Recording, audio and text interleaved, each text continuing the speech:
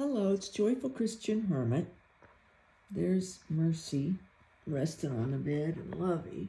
And there's my I have my Secret Heart statue right out there now. I wanna try to get a short video if I can possibly do it.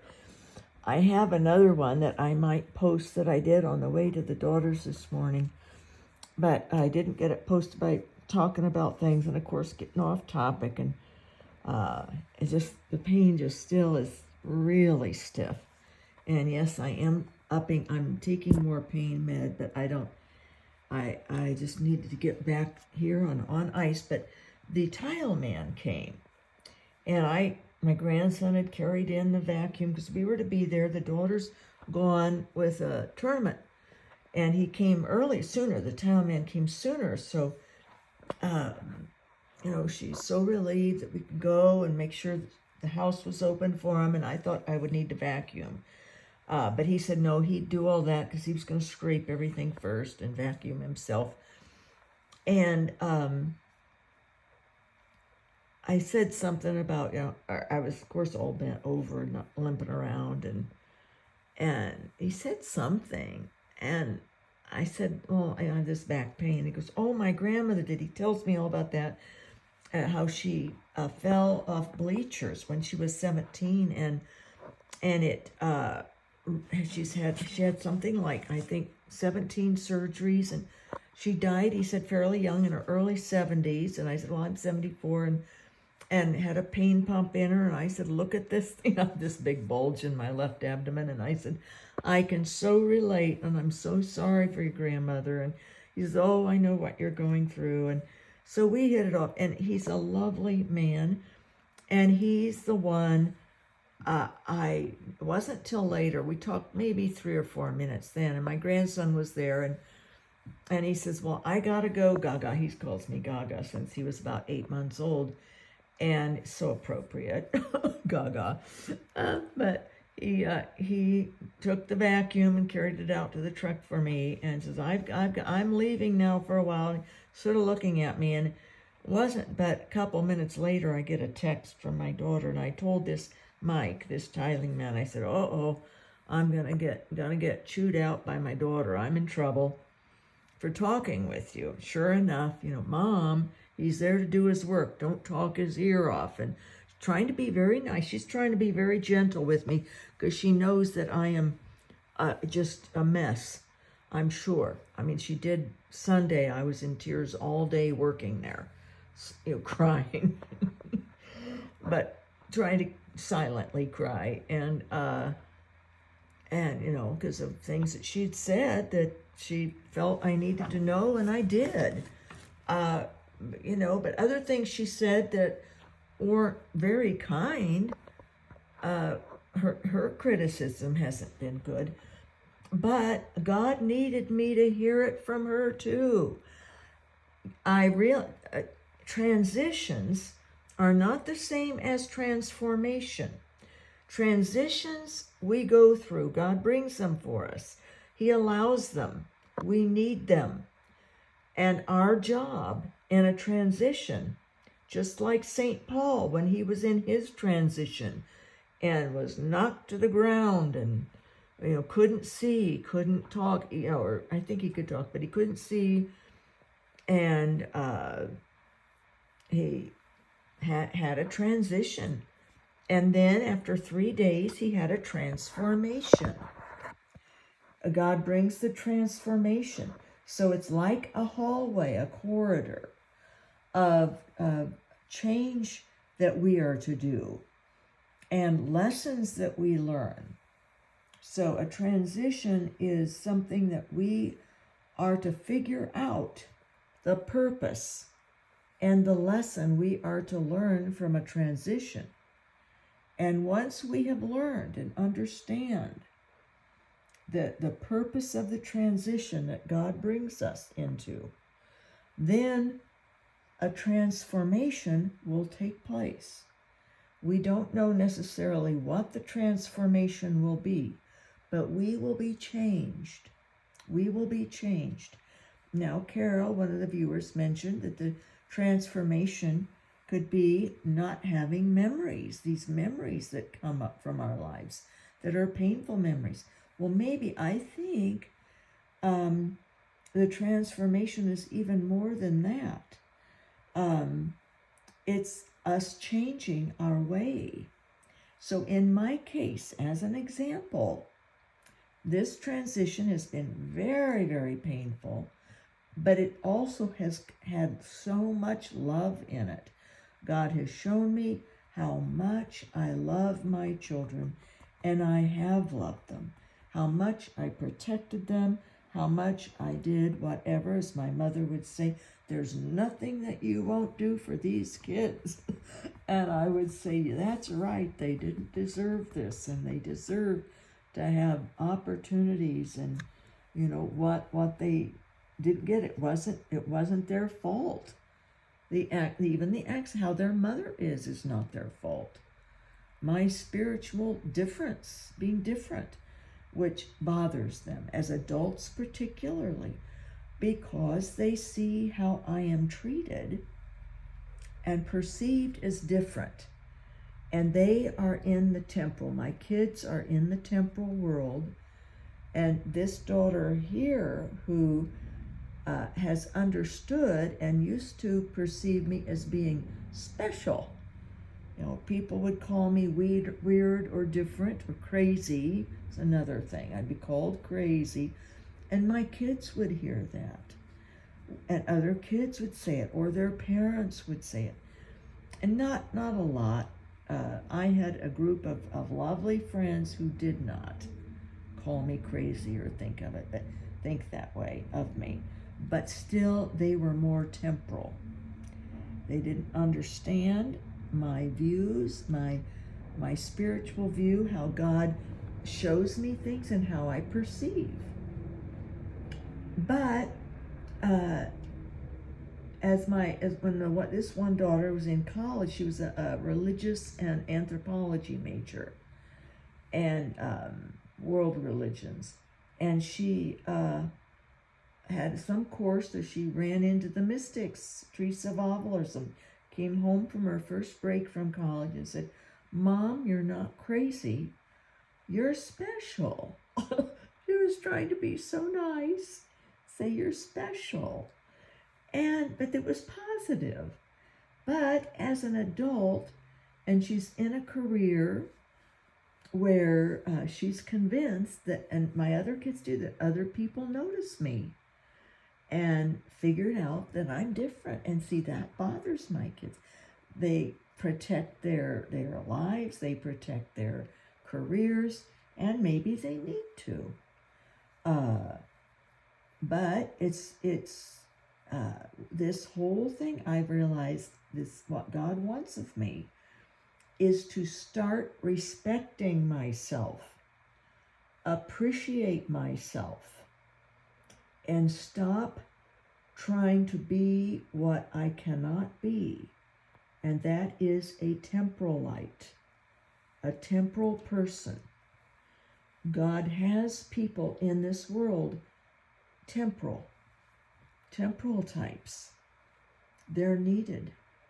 But he has some of us, not very many, but you guys, as spiritual beings, and living in the spiritual realm, learning to see and live and love as God sees and lives and loves in us.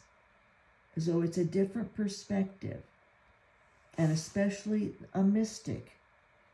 And I have tried in vain to figure out how it is that people perceive me as different or odd or even crazy. The temporalites do. And I have spent my life from definitely by college and high school also, though, starting to sense that I was different, and I didn't want to be. I wanted to be normal. I wanted to be accepted, to be respected and loved and appreciated as I was. Definitely by into the marriage, I was not. He realized he'd married someone who was different and was spiritual. And he had lied about being involved in church and being a youth minister during his summers at college and after and what. He did not. And church going, he was not. But I didn't know that. Who would lie about that? So it's one of these things that I have to learn. And to learn to respect myself, to accept myself, and to stop trying to even squeeze back out in the world, pleasing my children or my grandson even, being how they think my life will be better for me. They do it about this daughter here. She wants me to be accepted and to be approved of and appreciated, and also at this point in her life not to be an embarrassment, but she is protective too. You know, she's heard from junior high on about her mother being different, or other adults, the Catholics in my hometown. She's crazy, you know, because they don't understand the spiritual. They're temporal Catholics, they're temporalites. And so they can't help themselves. But I can't help myself either, I realize. I cannot. God does not want me disrespecting myself because he created me. And he put me here on earth to be this way, to be a reminder of the spiritual and of love and suffering. It's my big vocation is suffering. I was sent back to rear my children, and they're reared. But he said, and fulfill your mission. And I am waffling about with my mission, trying to please people who cannot accept me for my being different. They can't handle it. And I then try to change myself and allow myself to be abused and disrespected and criticized. And their intentions are good. They are good. And then when they can't cope, then they cut off, like my son and my daughter, the other daughter. And they protect their grandchildren.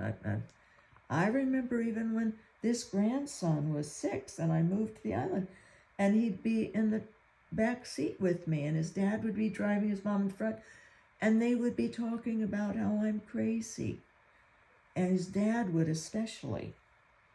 And my grandson would say, Gaga, they'd say that you're crazy, and that's not nice. I know it isn't, Porter, you know. But his dad would say terrible things. Well, he's no longer part of my life, his dad isn't. My daughter and him are just divorced, but he never liked me. Her husband never liked me. And he would be verbal about it because he could not understand me. He was into theology and reading it with his mind, but he wasn't able to put spiritual into action. So, you know, and there's a lot of people like that who are temporally spiritual and will read theology hours on end and speak intelligently about theology, but the spiritual aspect, the spiritual reality. And so God has some of us on earth to be reminders of that, of the numinous, and of truth, beauty, and goodness, and of the tree that grows over in an arch of these foundational plantings of truth, beauty, and goodness. And the tree is love. So I have been going against God's will and butting my head up against the world and having my little feelings hurt for not being loved or accepted and called unkind names, even within my own family, and criticized. And then, you know, they try to help to get me to be different, but the oldest daughter knew nothing would work. I tried clothes, and I was trying myself, even with clothing, to fit in, to blend in with the cathedral types. She said, well, it might work for a year, but she said, it won't be long. They'll know you're different, Mom. So good luck trying. Go ahead and try. And it took about a year. And of course, then ecstasies happened, and that was more visual.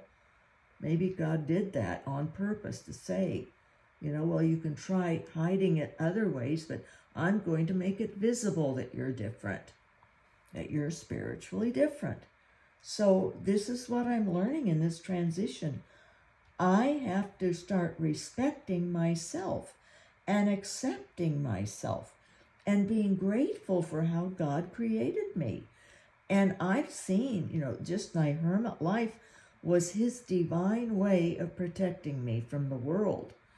But yet I still try to get out and be accepted by my own family who are in the world, and they don't. So here I was talking to this tile man.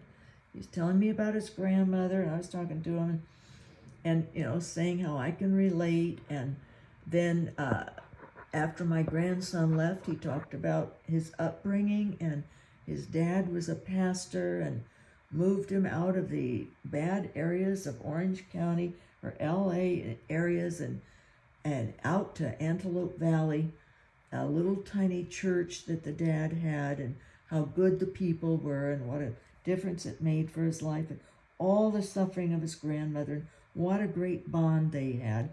Then my phone's going, and it's a text from my daughter. My grandson had tattled on me that I was talking with the man.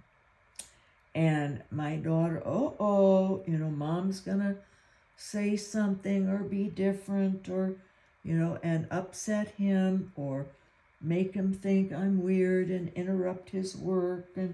But she tried to couch it, don't talk his ear off.